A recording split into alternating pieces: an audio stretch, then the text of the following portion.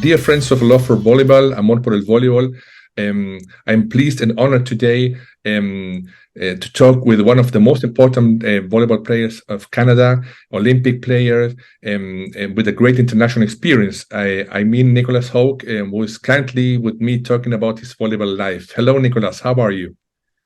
Hi, I'm good. Thanks for having me. Fantastic. Tell me, please, Nicholas, to start this interview, why? I think maybe I know why you start playing volleyball. Why did you start playing volleyball? Why you choose volleyball in a country where we all know that, for example, hockey, ice hockey is very important. But why did you start and when playing volleyball? Well, actually, I started when I was in France. Glenn, my father was coaching Paris volley back then. Okay. And why I started is because my whole family has been playing volleyball. So I was kind of born with the volleyball in my hand, and I just decided to keep going with that because I love the sport. So yeah, I started when I was 7 years old in France, in Paris. Okay. We lived there for 4 years, so I grew up with that. And then when we came back to Canada when I was 11 years old, I started playing a lot of other sports, football, American football, Okay. basketball. So I was actually really hesitant to play volleyball because I was really in love with American football at Okay. that point. But when I had to decide, it was I think just the family part that came in, and I was like, I'm just going to decide to play volleyball. So that's how I started. Okay. In Canada, American football is a strong sport like ice hockey, for example, or okay, it's a Yeah. So I think it's the second biggest sport in Canada after ice hockey. yeah. Okay. Yes. And when you start playing or you decide to keep on with volleyball, how was it for you as a young player to watch? Do you have, for example, some players do you want to emulate or was inspiration for you? How was it, this part of your beginning career in volleyball? Yeah, well, I when I was in Paris, I watched players like Stefan Antiga, Mm. Paul Durden, Kent Greaves, JD Novak, Okay. and then obviously when I was younger, I grew up to watch Jiba to play. Mm. For me, it was him that I Right. watched. I watched as many games as I could of him, and he was a very big inspiration. And just when I was starting my professional career, when I was 19, I had the chance to play against him before he retired. So. Amazing player. And you tell me that you started playing professional at 19. How was this decision for you? Because as I talked with other volleyball players of Canada, they told me that in Canada you don't have a professional league. How was it for you to make this decision?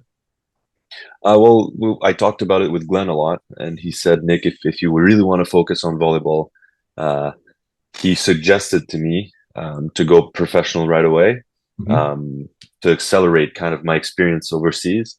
So I decided not to go to university like most athletes do here, and I decided to go play pro right away. I had the chance to get a lot of good contacts. My first year in professionally was in Tours in France, which is a Right. really Mhm. really amazing club. So I had the chance to go there for my first 2 years, and I don't regret my decision at all. Mhm. Um, yeah, it's been a great career so far. And how was this experience in France to begin your professional career in France? Was it easy? What is hard as a player from Canada? How are you seen in Europe? Well, Glenn suggested France to me Mhm. because, well, first it was easy to transition there because I know the language. I speak French, Okay. so it was very easy to live in France for me. Um, and then, but yeah, the transition, the team was really good also, Okay. and it was one of the like greatest club in France. And also, Glenn suggested me that to go to France because it's a very technical league. Mhm. So Yeah. to continue my development, before I became a starter in any team. He said you should go there and develop your skills and everything. So that was a big part of my progress as a volleyball player. Oh, fantastic. Here in South America, in Chile especially, we always know about the Italian league, the Polish league. I don't know, but France is today a very mysterious league, because France, we know today that France has always been so fantastic in sport, especially in volleyball, the national team, men and female. How was it for you to play in this league and to grow as a player, and after this be part of the national team of Canada? I think the most important step I took in France is because every single game you have to play 100% to win, because every team can beat everyone. Okay. So obviously there's some teams that have a little bit higher budget, but even those teams need to play the best they can against the 12th team in the league, because they're so good technically. So it was good for me to compete every game, and to see a lot of great players compete there. So it was yeah, it was great. It was a great experience, and it was a lot of important step for me in my career. Okay. And the national team, how was this story for you? When did you start playing at the national team, and how was this experience until now for you?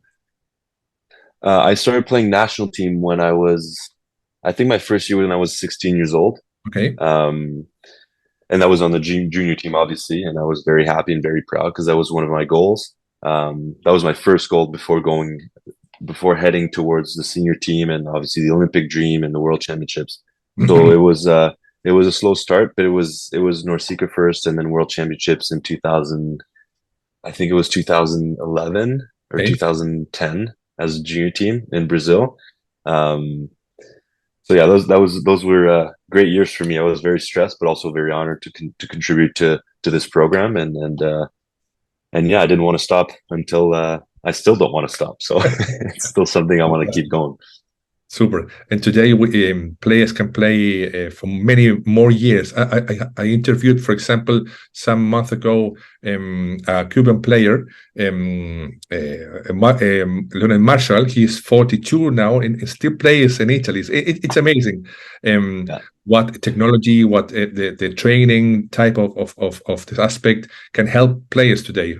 In my time, we used so bad sport shoes. It was very different technology in this time. And I wanted to ask you now, Nicholas, for your experience in the national team, because today, thanks to technology, we are talking, for example, and we can watch a lot of games, especially the games of your national team in BNL, for example, or Olympic Games. How was it for you to be part of many great Canadian teams with strong players, very tall players, and could play and confront Brazil, Cuba, Russia, the best teams in the world, and be almost there to win or to get a next step for you? How was it for you to be part of this, and maybe have the feeling you can do it better? How is it for you to be part of this process? Well, it's an interesting process because I started to look at national teams. I think it was back in 2006 when Glenn was starting to coach, and I was always following the program and the progress in 2009 World Championships, and I saw them starting to beat stronger teams, and that made me dream a little bit. I was like, I want to be part of this, and I want to make the program even better than it is. So I went. I went through, when I started on the senior team, I started playing with Ton Van Langveld, Fred Winters, Gavin Schmidt obviously was there, Dan Lewis, which is still with the program to this day. And we saw the progress. Some guys are older, some guys are younger, but everybody comes together to make the program what it is today. And I think it's gone through a lot of changes, especially recently after Tokyo. A lot of older guys kind of stepped away, and which is normal. I mean, guys have different timelines. And now we're slowly rebuilding the program to try and get it back to where it was in 2016, 2020. And obviously competing against those big teams we were there competing 25, 23, like winning 3-1, 3-2, losing 3-2. So we were very highly respected, and we were a dangerous team. So we need to, now it's a younger group, so now we have to rebuild to kind of go back to that point, and hopefully we can get back in the top 10 in the world.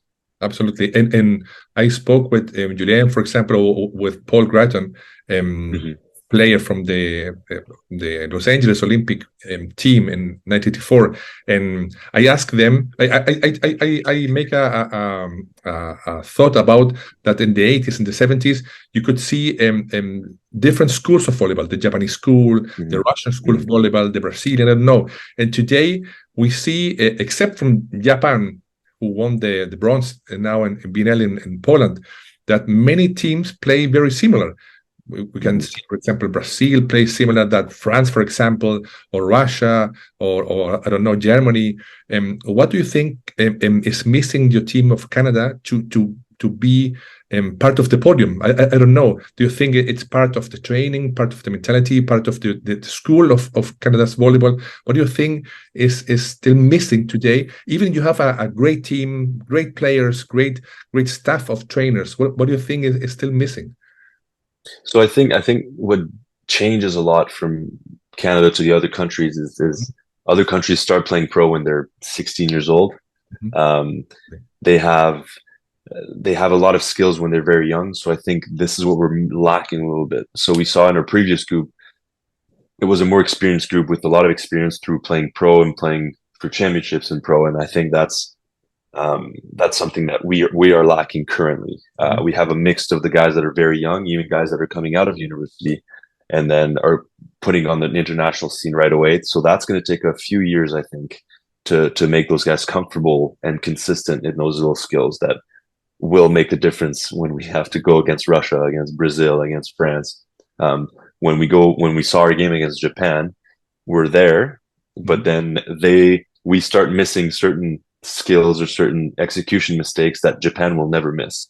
Yes. And I think that's why Japan is so great today, is that their physicality went up, but the quality of their play just kept going the same. They don't miss anything, which is why I think Japan for me is my favorite team to watch play, because they're so good at everything they do. It's fantastic. Also, it's a great inspiration for players like me. I'm under the meter 90, so it's a very inspiration to watch players in today's standard of height of the players to be and beat many great teams like Slovenia. I don't know, Italy. It's incredible. So. Yeah. As you're telling me, it's so amazing to watch them play. They play, and also they play smiling, happy. Volleyball is a sport, and make it so easy and so fantastic to watch. I wanted to ask you now, Nicholas, about your Olympic experience. You played in Rio. How was it for you to be part of this fantastic tournament? Well, I went to two Olympics, Tokyo and Rio. Obviously, they're two different experiences, because Tokyo was also very close, but Rio was the full experience. It was amazing. I mean, just in the village alone, outside of volleyball, we could see all these different athletes, different heights, different thickness, It was very impressive to be a part of it. But I went there to represent Canada, and obviously I was there to compete really hard. And I was very nervous. I was very, very nervous. My first Olympic experience, first time Canada goes to the Olympics in 24 years. So I really wanted to do my best, and I think we did pretty well. It was a little bit heartbreaking to lose against Russia in the quarterfinals. Same with Tokyo, actually. But again, we got out of group stage. It was. I don't want to say I'm content. I obviously want to make it to the semifinals. I want to make it to the podium. But it was a unique experience. The level was very high. Everybody wants to medal at the Olympics. It's the top chain of the sports world. But it was such a fantastic experience. The Canadian delegation, the International Olympic Committee, did a great job. And obviously, it was a little bit more different in Tokyo because there was no spectators and we couldn't leave the village. But I think in terms of volleyball only, I think Tokyo was probably the highest volleyball level I've ever been part of. So so it was amazing to be part of it. I understand what you're saying about to play in Brazil in the Maracanã Stadium, because it's like a temple for Brazil and for the world to play in this historical big stadium. And also I watched these games of your team and many other teams in this Olympic game. It was so great to watch. not only because of the quality of the teams, also because of the TV transmission, to watch the replays. I think more and more we as a spectator can watch more details of the game, of the players, of the actual volleyball. It's fantastic. I think as I love volleyball, it's so great to be able to be part of this historic moment to watch volleyball via internet, or I don't know. And I wanted to ask you also about Tokyo, because Tokyo, as you tell me, was very strange, of pandemic, of COVID. Playing without a crowd is also very strange. But what do you think difference of Rio was your preparation for this championship, or how do you think it affects maybe your motivation to play without crowd or without publicum in this so big tournament, so big championship? Well, it's funny because I think most of the players were used to it when we went to Tokyo, because the year after, or the year before Tokyo, I think most of the leagues didn't have crowds. So I think we got used to it before Tokyo. But for sure, it changes, because I went from playing in Rio against in front of 12,000 spectators against Brazil, which to this day is my best memory volleyball wise. It was such a wonderful experience to the gym being empty. But I think when you start playing and you hear the noise of the ball and like you're all into the volleyball, I think you're just so focused on the volleyball that obviously you don't hear it, but there's less energy maybe, but you still want to compete and win so bad that for me, it didn't change my motivation to win. Absolutely. I did an interview yesterday, I think, with an Argentinian young player, and he told me that to play against Japan, it's for him it's so nice, but because he wanted to play again against the Japanese many times, because he told me that they're a very nice guy, very great players. They always smile, but he told me that he wanted to win against another teams like Russia, I don't know, Italy. It's more a fight. Do you have some rivals? Do you like to play or not? I don't think we have. Well, obviously, I always want to win against the United States, because I think Canada and the USA is always yes, it's a rivalry. But I think before we had good fights against Iran, and I'm saying fight, but it's sports. I understand. Right? So it's a great team, Iran. Yes. Yeah. So, but now we don't really have some fights. I think again, like playing against Japan is a lot of fun because they're very respectful and good players. But I think most of the time when we play, it's very friendly, but it's also very competitive. Yes. So yeah, everybody's very respectful, I find. There's not one team specifically I can think of other than the United States, but that's just because of the North American rivalry, I think. Yes. I want to ask you now about your professional career. You told me you played in France. You also played in Italy, if I'm not wrong. How was this experience for you to be part of many great teams, to play against the best players of the world? How was it for you to be a professional sportsman volleyball player? I wouldn't change it for the world. I've had a wonderful job for the past 10 years, and I don't want to stop yet. But there's also some downsides. People think it's all this glamorous professional only, but I'm away from my family. I'm away from my friends a lot. It's difficult, but I wouldn't change it for the world. I love the sport and I love playing professionally. I've played in great clubs. I've played in Perugia. I've played with Leon. I've played with the Checo. Like made people. Also, you made great acquaintances, which I think is a great part of it too. The club volleyball and international volleyball is very different. Because in Canada, I'm proud to be Canadian, to represent a country. When you're pro, you want to represent the club, but it's not as prideful, I think, which is normal. I think it's more of a job versus an honor. But it's great because you meet a lot of people and you play against so many great players. and you visit a lot of countries, and yeah, I mean, I love the professional side of things as well, not just the national team. Yes, this is very interesting what you're telling me. The part of the backstage of a professional volleyball player.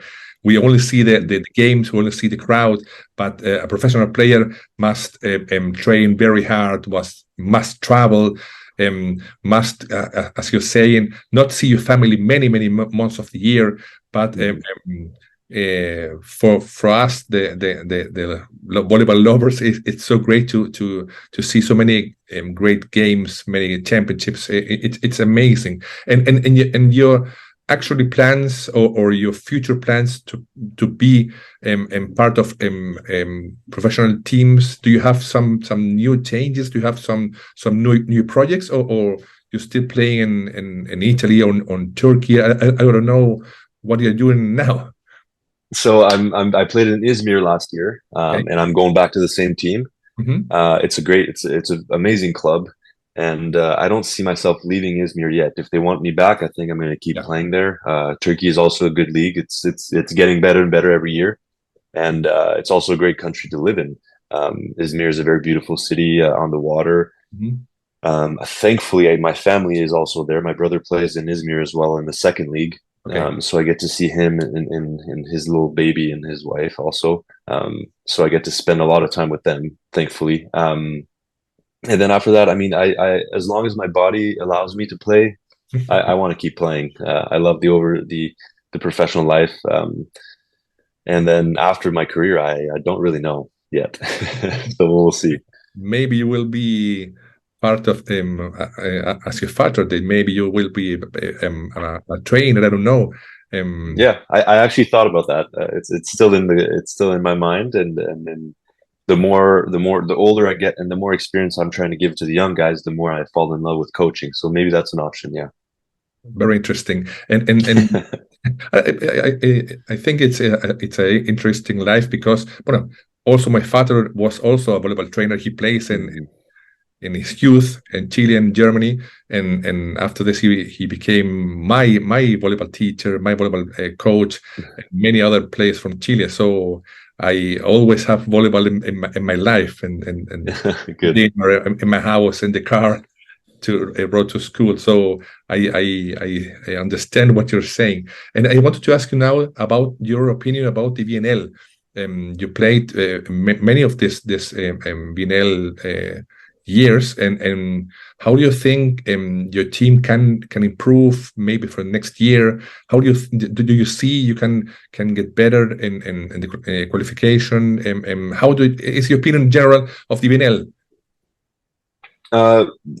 I think we have the talent to win games. I think we could have won those games against Argentina, against Germany when we were at home, but we're lacking that consistency to play at a high level. Sometimes we'll go like this and then we'll fall a little bit, and it's hard for us to get back up. So if we can find that consistency, and I think that comes with experience. Okay. And also we have a new coach now. It'll take some time to be good with Thomas, but he's been really good. I think the guys are getting used to his philosophy of coaching, and I think we're going to get better. And now we have a good 6 weeks to train all together, and we're really motivated. And I think we really believe that we can qualify for Paris.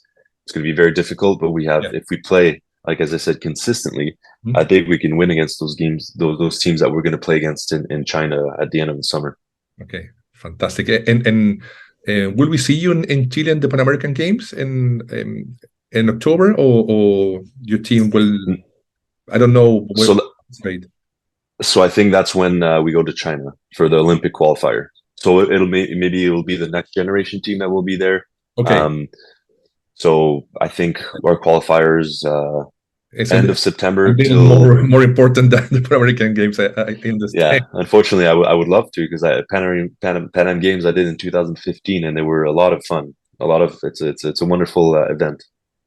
I understand it absolutely. And tell me, please, Nicholas, about your vision from modern volleyball. I say modern volleyball because I played in another volleyball. without liberos, without the green card, without anything, any of the new rules you have to take. How is your opinion about the volleyball that you play today? Do you like it? Do you like it not? Do you think you need more improvements in rules? So what is your opinion about volleyball today? Yeah, I actually like where volleyball is at now. I think with the challenge systems are really good.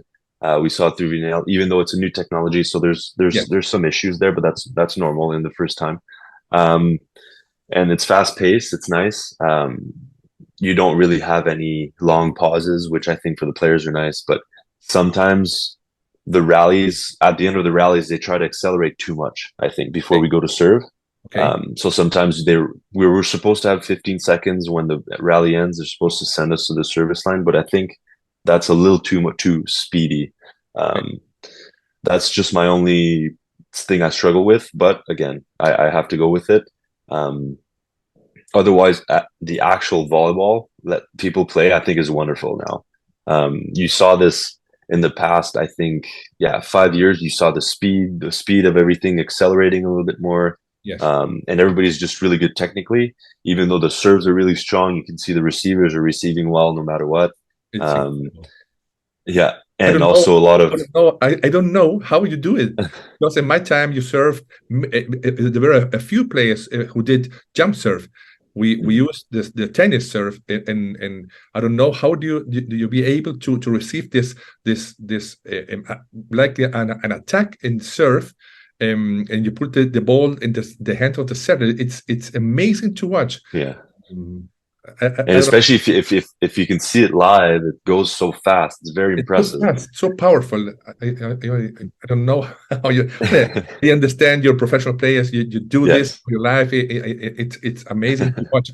But like an old player, like an amateur player, as a senior player, I always when I watch volleyball today, I think it's amazing how you can manage all these situations, the serve, the attack, the blocks. It's amazing. So I think that's why the sport evolves all the time, because as soon as something new happens, the sport will adapt to this, and then so that's going to change the sport every 3-4 years. It's going to change. Now we see a lot of defense more in men. Before it was a lot of attack and serve. Now we see a lot of defense, and I think that's why Italy won the World Championship last year, is because their block defense was so great. Yes. And they were able to stop big teams like France, big teams like Brazil, like Poland. So I think that's where the volleyball is at now. Is their block defense is incredibly strong. Absolutely. And what is happening in Canada? Because today we see. The male national team is making a great job, and also the female team is making a fantastic job in BNL. How is Canada watching the volleyball? Do you think volleyball can grow in attention on Canada, or it's impossible to play or fight against ice hockey or American soccer, as you're telling me? Yeah, so that's the issues here, is that in North America, the big sports are basketball, American football, ice hockey, baseball also. And it's such a big, especially financially, it's such a huge thing here that it's very difficult. We're kind of in the shadow of all those sports. But we're seeing more Canadian players playing professionally earlier on. We have a few guys next year that are going pro and not going back to school. So there's a lot of exposure that are happening. So within the volleyball frame in Canada, I think we're going to get better and better. Obviously now we lost a few veterans, but that's okay. It's in the next 8 years, it's going to get better and better. And hopefully I really want to be a part of it. I want to see the program succeed again. So hopefully I can stay around, whether it's as a player, as a coach, or a staff member.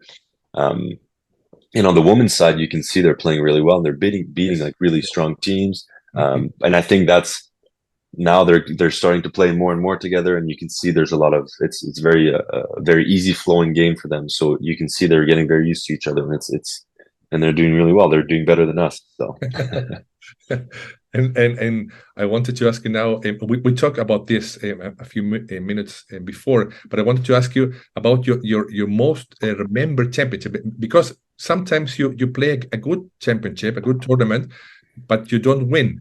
but you feel that you played well, you feel strong. Do you have some championship, maybe besides the Olympic Games in Rio, for example, or Tokyo, that you remember the most? Well, my first tournament with the senior team in 2014 in Poland. Okay. That was my first World Championship, and that's the first time I was actually playing a lot. And I think we lost to Germany 3-1. And if we beat Germany, we would have gone to the top 6. And I think that was kind of, we had a really good tournament. We were playing well against Brazil, Russia. We lost 3-2, but Bulgaria we beat. And that's where you see the team was starting to perform better and better. And I think that's the championship where I remember nobody knew me and I was stressed, but also getting confidence. That was one of my favorite tournament that I played. Fantastic. And I want to thank you again, Nicholas, for your time, for your good motivation to speak with me. As I told you outside camera and the beginning of this interview, for me, it's a big honor to know you, to be able to speak with you, because what I'm doing, I've been doing this from Chile, very far in the south of the world. We love volleyball in Chile. We love, we have this Pan American Games in October, beginning of November. Our teams are getting better, male and female, but we are so far from the big volleyball countries. But yeah. So for me to be able to speak with people of the world, especially in Canada today, I have more and more players from Canada in my list of interviews. For me, it's a great joy to do this. So I wanted to thank you again, Nicholas, and send you best wishes, many success in your next projects. Hopefully we can watch you play in Chile sometimes, or that'd be great. Hopefully the Olympic Games in Paris. So I sent you a big hug and the best wishes from Chile, and thank you again for your time to be able to speak with you. Well, of course, it's a pleasure. I appreciate what you do especially for Chilean volleyball, and I'm sure it helps expose volleyball and players to the country. So I hope it gets better, and I hope that you guys are slowly going to get better and better, and hopefully see you in more competitions as well. Fantastic. Many thanks. Thank you.